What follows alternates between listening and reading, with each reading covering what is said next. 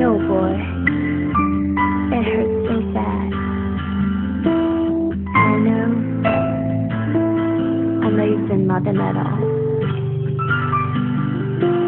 เราแค่จะเหมือนกันต่างที่ใจเท่านั้นถึงเธอไม่มั่นคงฉันก็เคยมั่นใจ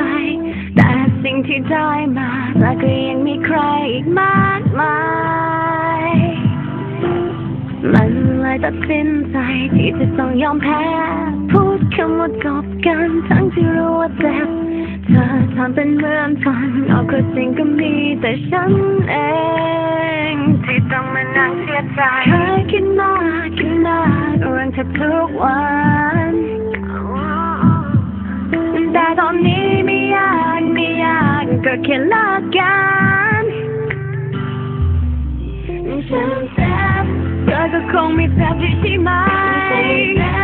เธอไม่เคยจะแค่มันด้วยซ้ำก็อยากจะรู้สึกและทำแบบที่เธอทำแต่มันทำไม่ไหวคนที่เจ็บก็คือคนที่รักเธอก็ไม่ได้เป็นคนประเภทนั้นก็อาจเป็นเรื่องผิดที่ทนเธอได้ไม่นานแต่มันทนไม่ไหวรักหรือไปเสียใจเท่ากันการจะบอกเลิกใครไม่สนุกหรอกนะถึงฉันจะทนไว้ก็ไม่ใช่ทุกอย่างคำว่าคนรักกันสำหรับฉันกับเธอมันสวนทา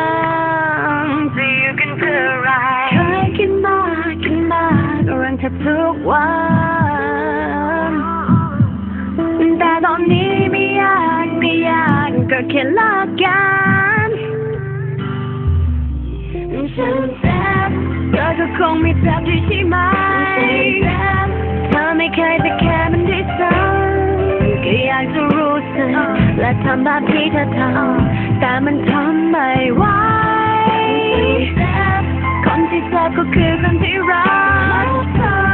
ก็ไม่ได้เป็นคนประเภทนั้นก็อาจเป็นเรื่องผิดที่ทนเธอได้ไม่นานแต่มันทนไม่ไหว